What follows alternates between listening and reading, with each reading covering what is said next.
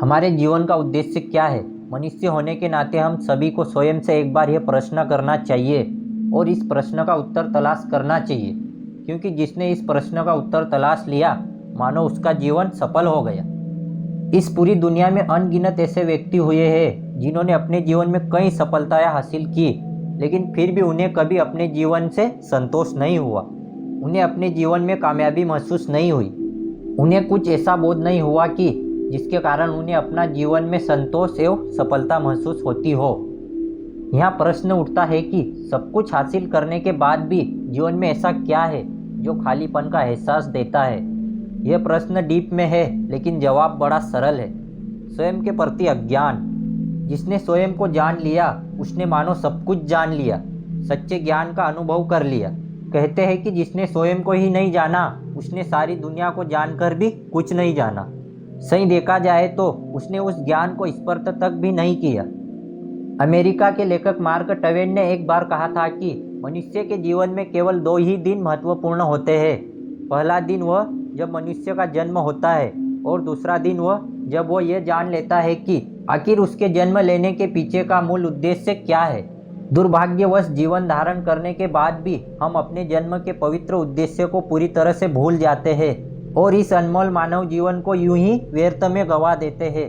पूरे विश्व पर विजय करने वाले सिकंदर के गुरु अरतुस्तु ने एक बार उससे यह प्रश्न पूछा कि तुम विश्व विजेता बन गए हो, अब आगे तुम्हारी क्या योजना है, क्योंकि तुमने देखने वाली दुनिया पर तो विजय प्राप्त कर ली है, लेकिन क्या तुम्हारे अंदर बसी हुई दुनिया को तुम कैसे जीतोगे? इस दुनिया को जीतने के लिए तुम्हारे लिए सही मायने में मनुष्य बनना जरूरी है, लेकिन दुनिया को जीतने के लिए मनुष्य की महत्व को भी तुम खो चुके हो।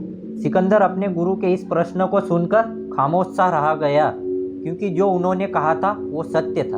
हम भी भौतिक सुख सुविधाओं और बेशुमार धन संपत्ति को बटोरने की अंधी चाह में मानवता के दुख और उसके आंसू पोंछना भूलकर नासमझ हो जाते हैं। दूसरों को कष्ट व पीड़ा में देखकर द्रवित न होते और उनकी मदद नहीं करते, बल्कि छल, प्रपंच आदि का सहारा लेकर दूसरों को धोखा देने का प्रयत्न करते हैं।